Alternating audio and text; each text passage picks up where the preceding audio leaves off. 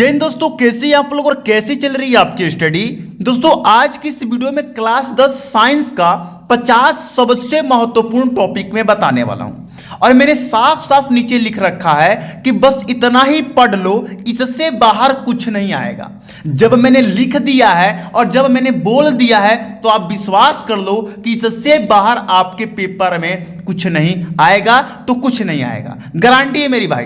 देखो मैं मानता हूं कि आप मुझ पर विश्वास करने में थोड़ा सा डगमगाएंगे, लेकिन इतना ध्यान रख लो कि यदि विश्वास कर लेते हो और जब आप पेपर देख के बाहर निकलोगे ना तो तुम्हारे चेहरा पर एक अलग ही स्माइल होगा और मन में बस हमारा ही ख्याल आएगा कि सर ने सही कहा था और देखो ना उनका बात सच भी हो गया। तो विश्वास बहुत बड़ी चीज है और आज से आपके इस चैनल पर साइंस का ही नहीं, मैथ, हिंदी, इंग्लिश और संस्कृत सभी विषय का तैयारी बिल्कुल शुरू हो गया है। और आपको मैं बता दूं कि इसका 1 रुपया आपसे नहीं लिया जाएगा, बस आपको वीडियो को ध्यान से देखना है और वीडियो में जो बताया जा रहा है उसको ध्यान पूर्वक पढ़ते हुए चलना है। समय बिल्कुल नहीं है, समय को ध्यान में दीजिए और समय को ध्यान में रखते हुए अपने एग्जाम की तैयारी आप कीजिए। चलिए शुरू करते हैं, इन 50 इंपॉर्टेंट टॉपिक को हम लोग देख लेते हैं। और एक बात और ध्यान दीजिएगा, इन टॉपिक को देखना ही नहीं है मेरे भाई, इनको कॉपी में नोट कर कर बढ़िया से सभी के सभी टॉपिक को आपको पढ़ना है। यदि ये 50 टॉपिक पढ़ लेते हो ना तो साइंस में 70 की 70 आने की मेरी गारंटी है, और नहीं आया तो आप जो कहो तो।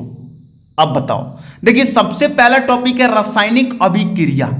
आपके पेपर में रासायनिक अभिक्रिया बहुत कम पूछा गया है, लेकिन इस बार आने की इसकी बहुत चांस है, तो रासायनिक अभिक्रिया को आपको तैयार जरूर कर लेना है। दूसरा टॉपिक है संयोजन एवं योजन अभिक्रिया, जिसमें उत्पाद एकल होते हैं और इसमें अभिकारक एकल होता है। तो संयोजन अभिक्रिया और योजन अभिक्रिया आपको बढ़िया से पढ़ के जाना है। तीसरा टॉपिक है विस्थापन एवं द्विविस्थापन अभिक्रिया। विस्थापन अभिक्रिया में एक यौगिक दूसरे यौगिक को मार के खेद देता है और द्विविस्थापन में यौगिकों का अदला बदली हो जाता है, तो आपको इनको भी तैयार कर लेना है। एक ध्यान दीजिएगा, आप जितने भी अभिक्रिया को तैयार कीजिएगा, जैसे रासायनिक अभिक्रिया, संयोजन अभिक्रिया, वियोजन अभिक्रिया, विस्थापन अभिक्रिया, द्विविस्थापन अभिक्रिया, उष्माक्षेपी अभिक्रिया, उष्माशोषी अभिक्रिया, इन सभी अभिक्रिया को तैयार करते हुए इनका उदाहरण आप जरूर तैयार कीजिएगा। यदि आप इनका परिभाषा लिख देंगे और इनका उदाहरण आप नहीं लिखेंगे ना तो बहुत भारी पड़ जाएगा, नंबर आपका वहां पर कट जाएगा। इसलिए आपको अभिक्रिया लिखते समय उदाहरण उनका जरूर लिखना है, इस बात को आप लोग ध्यान दीजिएगा। तो विस्थापन अभिक्रिया, द्विविस्थापन अभिक्रिया तैयार कर लेना है। चौथा टॉपिक में उष्माक्षेपी और उष्माशोषी अभिक्रिया तैयार कर लेना है। पांचवा में रासायनिक समीकरण संतुलित करने की विधि आपको सीख लेनी है। यदि आपको समीकरण दे दिया जाए तो उसको संतुलित कैसे करना है ये आपको जानना पड़ेगा। अम्ल, क्षार तथा लवण की परिभाषा में उदाहरण तैयार कर लीजिएगा कि अम्ल स्वाद में खट्टा होता है, ये लाल लिटमस पेपर को नीला कर देता है। इसी प्रकार क्षार का भी तैयार करना है और लवण का भी तैयार कर लेना है। दो दो उदाहरण जरूर तैयार कीजिएगा, जैसे अम्ल का HCl, H2SO4, क्षार का जैसे कि NaOH, KOH, लवण का जैसे कि NaCl और K2SO4, ऐसे तैयार कर लेना है। ठीक है, आगे देखिए 7 नंबर बेकिंग सोडा बनाने की विधि तैयार कर लेना है। बेकिंग सोडा का रासायनिक नाम क्या है, बेकिंग सोडा का रासायनिक सूत्र क्या है, बेकिंग सोडा को बनाएंगे कैसे, बेकिंग सोडा का उपयोग क्या है, ये सब आपको तैयार कर लेना है। 8 नंबर टॉपिक है धावन सोडा बनाने की विधि। धावन सोडा बनाने की विधि को भी आपको तैयार कर लेना है, क्योंकि ये पेपर में काफी बार पूछा गया है। प्लास्टर ऑफ पेरिस को भी तैयार कर लेना है, विरंजक चूर्ण भी तैयार कर लेना है, और उदासीनीकरण अभिक्रिया क्या होती है ये भी तैयार कर लेना है। समझ गए मेरी बात। चलिए, उदासीनीकरण अभिक्रिया वही भाई, जब अम्ल क्षारक से अभिक्रिया करके लवण बनाता है, इसी अभिक्रिया को उदासीनीकरण अभिक्रिया कहते हैं। समझ रहे? चलिए 12 नंबर धातु एवं धातु तैयार कर लेना है। इनके बीच में अंतर, इनका भौतिक गुण जो होते हैं वो तैयार कर लेना है। धातु कठोर होता है, धातु चमकीला होता है, धातु को तार का रूप दे सकते हैं, ये सब तैयार कर लेना है। आगे है विद्युत रासायनिक श्रेणी तैयार कर लेना है कि धातुओं को बढ़ते या घटते क्रम क्रियाशील पर लिखने पर जो श्रेणी प्राप्त होती है उसे विद्युत रासायनिक श्रेणी कहते हैं। पोटेशियम, कैल्शियम, सोडियम, एल्युमिनियम, ये सब आपको तैयार कर लेना है। अवक्षेपण अभिक्रिया तैयार कर लेना है। संतृप्त तथा असंतृप्त हाइड्रोकार्बन तैयार कर लेना है। सजातीय श्रेणी तैयार कर लेना है। और सबसे मोस्ट इंपॉर्टेंट टॉपिक IUPAC नामकरण भी आपको तैयार करना होगा। IUPAC नामकरण आपको तैयार करना इसलिए है क्योंकि आपके पेपर में गारंटी के साथ आएगा और 7 सेट बनते हैं, सातों के सातों सेट में पूछे जाने की गारंटी मेरी है। एकदम मेरी है। अच्छा, कभी बहुत बच्चों का कंफ्यूजिंग होगा कि सर ये बताइए कि आप ये टॉपिक तो बता रहे हैं, इसे पढ़ाएगा कौन? तो भैया हम काहे के लिए बैठे हैं?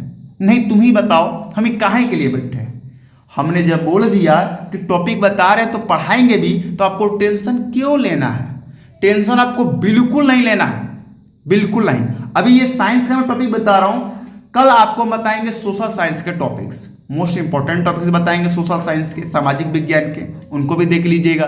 फिर हम परसों आपको इंग्लिश का, मतलब अभी तो 5-6 दिन आपको मैं टॉपिक से परिचय कराऊंगा कि किस किस टॉपिक को पढ़ना है। आपके पेपर के लिए सबसे मोस्ट इंपॉर्टेंट कौन कौन से टॉपिक होने वाले हैं। मैं गारंटी देता हूं कि मात्र एक इसी चैनल से आप अपने सभी विषय की तैयारी कर सकते हैं, ये फुल गारंटी है मेरी।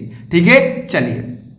तो यूपीएससी नामकरण तैयार करना है, एस्टिलीकरण अभिक्रिया तैयार करना है, साबुनीकरण अभिक्रिया तैयार करना है, पाचन तंत्र तैयार करना है, श्वसन तंत्र तैयार करना है, उत्सर्जन तंत्र तैयार करना है। पाचन तंत्र में वही आहार वाला, श्रृंखला वाला। श्वसन तंत्र में वही आपका क्या बोलते हैं, जैसे श्वसन तंत्र में, उत्सर्जन तंत्र में जैसे कि वृक्क के बारे में हुआ, हृदय के बारे में हुआ, तो वही श्वसन तंत्र में हृदय आ जाएगा, उत्सर्जन तंत्र में वृक्क आ जाएगा, किडनी जिसे आप बोलते हो। ठीक है, तो ये सब आपको तैयार करना है।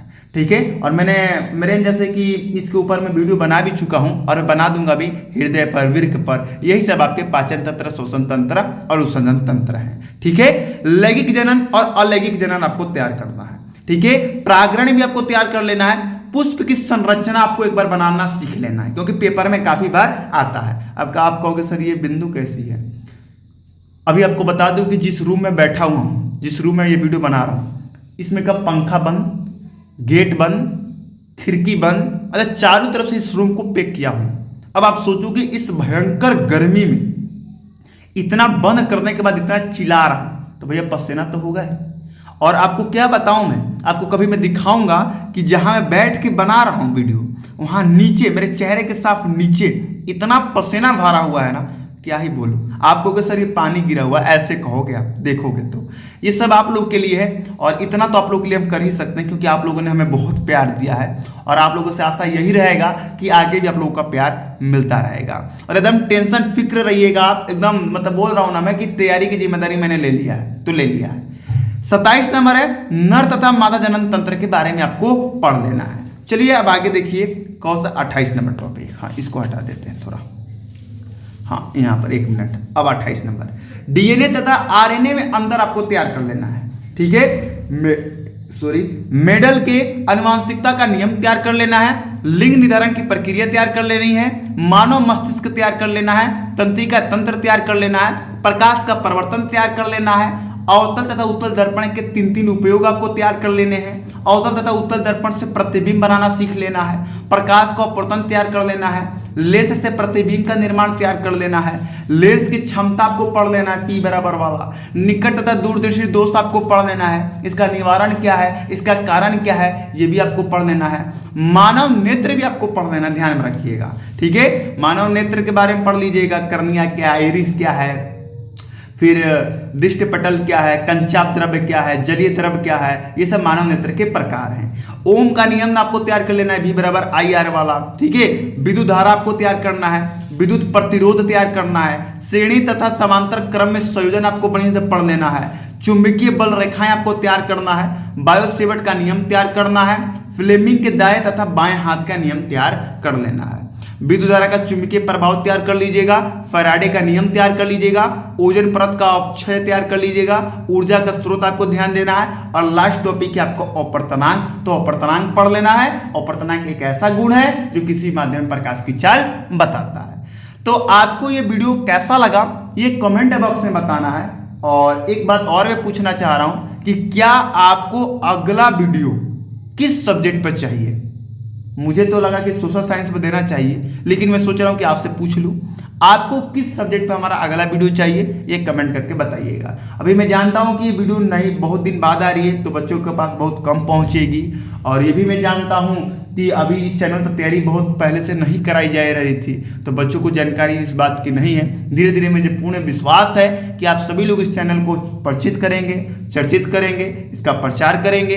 उसके लिए आप लोग के लिए बहुत बहुत धन्यवाद। मिलते हैं कल एक नेक्स्ट क्लास के साथ, एक न्यू वीडियो के साथ। तब तक के लिए जय हिंद, जय भारत।